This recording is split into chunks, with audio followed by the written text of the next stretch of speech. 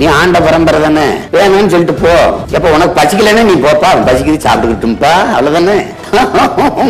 தம்பி, வயிறை குறைக்கிறதுக்கு சென்னை கடற்கரையில நடக்கிறவங்க இருக்கான், அந்த நேரத்தில் எந்திரிச்சு பசியோட கையேந்திரவனு இருக்கான். ரெண்டு பேரும் ஒரே கடற்கரையில தான் இருக்கான். இப்ப நீங்க எதை கவனத்துல எடுக்கணும்னு இருக்குல்ல. அதனால உனக்கு வேணாம்னா சொல்லு, ஒட்டுமொத்த சமூகமும் உன்னை கும்பிடுது, எனக்கு வேண்டாம் போயிடு, வேணுங்கிறவங்க இருக்கான்ல. இந்த நேரத்துல 10% முன்னேறிய சமூகத்துக்கான இடஒதுக்கீடு கொடுக்கறத பார்க்க முடியுது. அதை நான் ஏற்கல, எதிர்க்கிறேன். சமூகம் முன்னேறிடுச்சு அப்படின்னா முன்னேறிடுச்சுல, அப்புறம் எதுக்கு அவருக்கு இடஒதுக்கீடு? பொருளாதாரத்துல பின்தங்கிட்டில. ஒருத்தனுக்கு முன்னேற்றம் என்பது என்ன? கல்வி, கல்விக்கேற்ற வேலை, வேலைக்கேற்ற சம்பளத்தை கொண்டு பொருளாதாரத்தில் மேம்படுறதுதான் முன்னேறது. அதுல இல்லைன்னு சொல்லிட்டில. நீ என்ன முன்னேறிய சமூகம்? இங்க வா வா, என்னோட வா, பிசிக்கு வா, எம்பிசிக்கு வா, மோஸ்ட் பேக்வேர்டு வா. இல்ல நான் அங்கதான் இருப்பேன் அப்படின்னா அங்கே இரு. அப்புறம் நீ இடஒதுக்கீடு கேட்கிற. தம்பி, நான் உங்களுக்கு சொல்றேன் கேளுங்க. சீமான் இந்த தெருவில் நடக்கூடாது, சீமான் இந்த குளத்துல குளிக்க கூடாது, சீமான் இந்த கோயிலுக்குள்ள வரக்கூடாது. இது நான் ஏழைங்கிறதுக்காக வா, இல்ல நான் எலிசாதி இலி மகன்கிறதுக்காக பிறந்ததுக்காக. அப்போ இந்த பொருளாதார அளவுகள் மாறிடுது. ஆனா நீ வச்சிருக்கிற சாதிய சுமை இருக்கல மேல சுமத்தி இருக்குது, அது மாறவே மாட்டேங்குது. நான் உலகத்தில் பெரிய பணக்காரனானாலும் என் மேல நீ சுமத்தி இருக்கிற அந்த சாதிய இழிவு இருக்குல்ல, அது போக மாட்டேங்குது. அதனால நீ எதுக்கு நீ ஒரு சமத்துவ சமூகம் படைக்கணும்னு நினைக்கிறேன்? பொருளாதார அளவு உள்ள இடஒதுக்கீடு கொடுத்தீங்கன்னா அவன் எப்படி கீழே இறங்கிடுவேன்? முன்னேறிய வகுப்பினர், அவர் தான் முன்னேறிட்டாரு, அப்புறம் அதுக்கு இடஒதுக்கீடு இல்ல. முன்னேறல, கொஞ்சம் பின்னாடி கிடப்பு. இங்க வாடா, இங்க வாடா, பிசிக்கு வாடா, வாடா எம்பிசிக்கு வாடா, என்னோட வந்துடுறா. அப்புறம் இதை சேட்டை தானே. இப்ப ஒருவேளை நான் முதலமைச்சர்னா நீ நிறைவேற்றிடுவியா? போடா, அங்க போட போட. பொருளாதாரம் அது பொருளாதாரம்.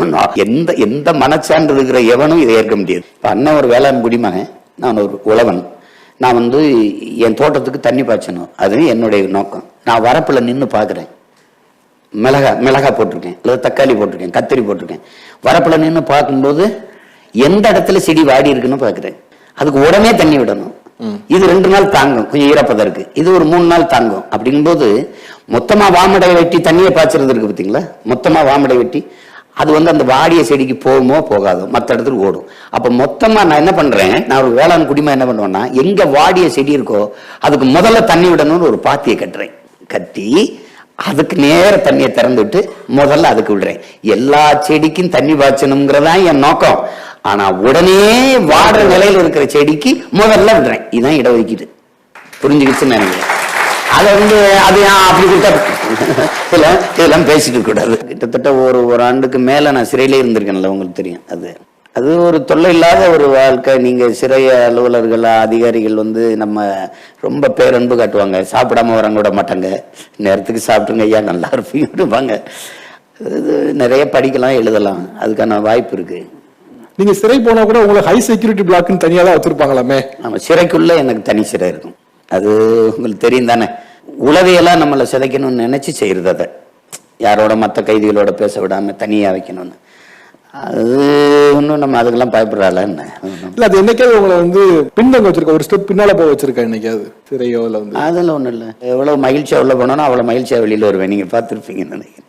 அதுவும் இல்லை, நீங்க நிறைய படிக்க முடியும், குறிப்புகள் எடுக்க முடியும். அதுக்கு நிறைய நேரம் இருக்கும். எனக்கு ஒரே ஒரு காவலர் உட்காரப்பாங்க. நான் படிச்சு எழுதிட்டே இருப்பேன். அவரு கெஞ்சி வர, ஐயா தூங்குங்களையா, கொஞ்ச நேரமா அது தூங்குங்களே, இது பண்ணோன்னு. இல்லை எனக்கு தூக்கம் வரலை, நீங்க வேணா இப்படி ஓய்வா இருந்து தூங்கிக்கிறீங்க. அதுவும் தேவை, ஒவ்வொருத்தனுக்கும் அது தேவை. ஆமா, தேவைப்படுது. இல்லை, எத்தனை அறிஞர்களை செதுக்கி இருக்குது, உருவாக்கி இருக்குது சொல்லுங்க.